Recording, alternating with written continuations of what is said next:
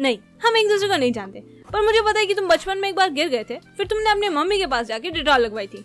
क्या सही चलता है ये, मुझे पता है क्योंकि मैं भी बहुत बार गिरी हूँ। तो अब जब हम दोस्त बन चुके हैं, एक दूसरे को इतना जान चुके हैं, तुमने सब्सक्राइब भी कर लिया है, मैंने सब्सक्राइब नहीं किया अभी तक। है कौन तू?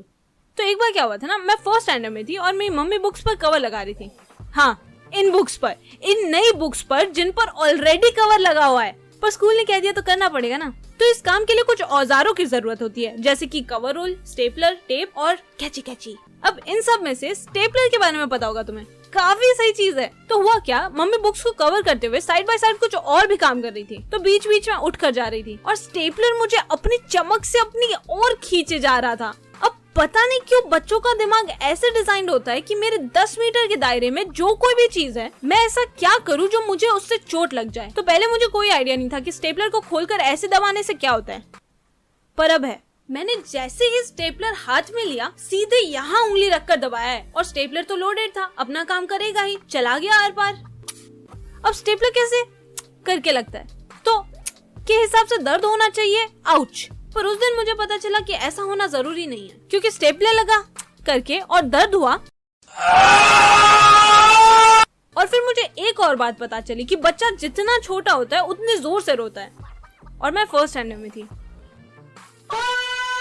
फिर मम्मी भाग कर आई, स्टेपल पिन मेरे हाथ से निकाला, मेरी मरम्मत की और मुझे समझाया ये ऐसे काम करता है, यहाँ उंगली नहीं रखते, थोड़ा तो दिमाग लगा। अभी मैं इसे यहाँ रख के जा रही हूँ, इसे टच मत करना, 2 मिनट में आती हूँ मैं। इसने अभी से इतनी आफत मचा रखी है, बड़ी होगी तो कैसे संभालूंगी इसे। पता है एक अंगूठे पे स्टेपल लगने से ज्यादा बुरा क्या होता है? दोनों अंगूठों पर स्टेपल लगना। बहनते को मरने का इतना शौक है तो एक बार में ढंग से ही मर ले। अब भी बता कर गई है मम्मी, कोने में बैठ जा जाके। अरे क्या हो गया? हेलो, हाँ एक बच्चा रिटर्न करना था। नहीं मुझे नहीं चाहिए। और एक बार क्या हुआ था ना कि दिवाली का टाइम था। ओह हैप्पी दिवाली सोन पापड़ी। और जैसा कि किसी भी आम दिवाली पर होता है, बच्चे छत पर पटाखे जला रहे थे, तो मैं भी इस पावन अवसर पे एक फुलझड़ी और ये वाला पटाखा जला रही थी।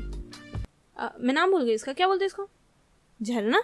तो वहीं पर कुछ और भी बच्चे थे जो कि कुछ और ही कर रहे थे। वही बंटी, चलना, अपने पास जितने भी पटाखे हैं उन सबका बारूद इकट्ठा करके जलाते हैं। पर ऐसा करने से होगा क्या? अरे बंटी, इन सब पटाखों को हम एक एक करके जलाते तो कितना मजा आता है। अगर एक साथ जला दिया तो फिर तो बहुत सारा मजा आ जाएगा ना।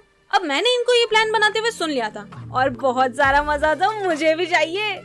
तो मैं भी चली गई अपना कंट्रीब्यूशन लेके, एक फुलझड़ी और ये गुलदस्ता। अरे क्या बोलते हैं इसको। अब दिक्कत ये थी कि इनका कलेक्शन इतना ठीक ठाक हो रखा था कि एक चिंगारी पड़ते ही यहाँ पर ऐसे वाले 10 पटाखे फटने जितना ब्लास्ट हो सकता है। और मेरे पास क्या था याद है?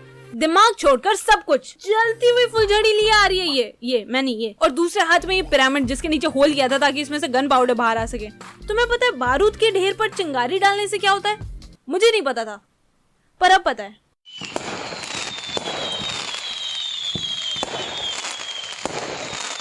फिर मुझे इतना ज्यादा दर्द हुआ जैसे मेरा हाथ जल रहा हो, क्योंकि मेरा हाथ जल रहा था।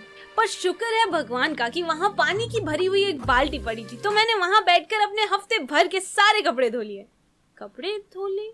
पानी था तो हाथ क्यों नहीं डाला उसमें? तू बता, हाथ क्यों नहीं डाला उसमें? रोते रोते घर भागने से अच्छा इसमें हाथ दे लिया होता। मुझ पर क्यों चिल्ला रही है? मेरी गलती थोड़ी है। तो किसकी है फिर? मेरी। मैं खुद को ब्लेम नहीं कर सकती क्योंकि और भी चिंताएं थी मेरे पास। यार मम्मी डांटेगी, क्या करूं? ये क्या हो गया? पापा भी डांटेंगे, या फिर ऐसा बोल दूंगी कि दीदी ने किया था।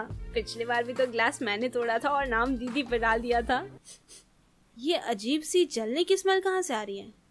ओह वो एक्चुअली मेरा हाथ जल रहा है। क्या हुआ ना, यहाँ पर बहुत सारा गन पाउडर था और मेरे हाथ में, पर मुझे मेरा जला हुआ हाथ ढंग से दिखाई नहीं दिया क्योंकि आंसुओं के आर पार ढंग से दिखाई देता नहीं है। फिर बर्फीले पानी में 4 घंटों तक हाथ डालकर रखने के बाद में मेरा हाथ उबले हुए आलू जैसा लग रहा था, पर टेस्ट बिल्कुल वैसा नहीं था। और अब मेरे हाथ पर सिर्फ 4 उंगलियां हैं।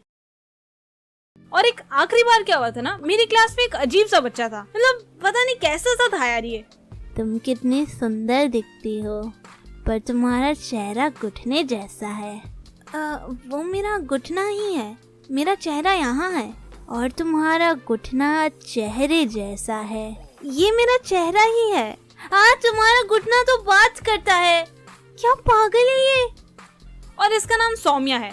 हाँ, मैं इसका असली नाम यूज कर रही हूँ ताकि उसे पता चले कि मैं उसकी बात कर रही हूँ। तो एक दिन सौम्या अपनी सौम्य हरकतें करते हुए टेबल खा रहा था और मैं ला ला ला ला ला, किच किच किच, ला ला ला ला ला, गिच गिच गिच। वाह, क्या बनाया है मैंने। मैं तो बड़ी होकर drawing artist, cartoon, animation, anime makeup बनूंगी। ला ला ला ला ला। अरे मेरा इरेजर गिर गया। ये मेरा इरेजर है। इस सटकेले बच्चे ने अपनी शार्प पेंसिल मेरे राइट हैंड की कलाई के अंदर डाल दी और इस एलियन को अब तक भी समझ नहीं आ रहा कि ये हो क्या गया। नहीं, मैं इसकी बात नहीं कर रही हूँ, मैं इसकी बात कर रही हूँ, क्योंकि फिर ये इसको बोलती है नहीं नहीं, ये तेरा इरेजर नहीं है, ये मेरा इरेजर है। नीचे गिर गया था तो मैंने उठा। फिर जब मैंने ढंग से देखा तो मुझे पता चला कि इस ट्यूबलाइट ने पेंसिल तो निकाल ली पर उसकी पॉइंट मेरे हाथ में ही रह गई। अब ऐसा था कि इस वक्त कोई टीचर क्लास में थी नहीं और वाइस प्रिंसिपल हमारी हर टाइम स्कूल में रहती थी। हमारी क्लास फर्स्ट फ्लोर पे थी और उसके ठीक नीचे ऑफिस था। तो मैं भाग के ऑफिस में गई और मैं फर्स्ट स्टैंडर्ड में थी तो इतनी इंग्लिश तो आती नहीं थी। तो मैंने कहा, ma'am, Saumya ma'am, hit me ma'am, pencil sharp, hit blood so much ma'am, death is coming to me ma'am. Mummy papa को मेरा बाय कह देना मैम।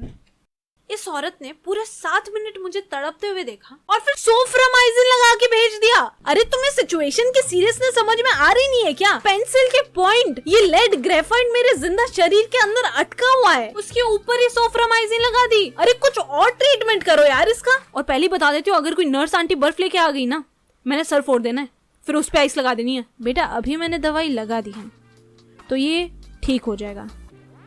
और ये जो बच्चा है थोड़ा हिला हुआ है, तुम उससे जितना दूर रह सको उतना ही अच्छा है, ठीक है? अब मुंह बंद करो और निकलो यहाँ से, मुझे बच्चों की फीस गिननी है। तब जो बात इन्होंने सौम्या के लिए कही थी वो मुझे कुछ खास समझ आई नहीं थी, पर अब आ गई है। सौम्या को कोई तो मेंटल डिसऑर्डर था, पर सौम्या को ये बात अब भी समझ नहीं आई क्योंकि इसको मेंटल डिसऑर्डर। और एक बात बतानी थी मुझे, मेंबरशिप्स ऑन कर दी है मैंने, तुम ज्वाइन कर सकते हो। अभी एक ही लेवल है, थोड़े टाइम बाद हो सकता है कि मैं चेंज कर दूं। पर मेंबर बनने से होगा क्या? मेंबर बनने से तुम्हें स्पेशल ट्रीटमेंट दिया जाएगा, तुम्हारे नाम के बाजू में एक छोटा सा बैच आ जाएगा और तुम नए वीडियोस बाकी लोगों से पहले देख पाओगे। और भी बहुत सारी एक्स्ट्रा चीजें, तुम्हें बस ज्वाइन बटन पर क्लिक करना है और लेवल चूज करके बाय करना है और मेंबर्स ओनली कंटेंट तुम्हें मेंबरशिप टैब में मिल जाएगा।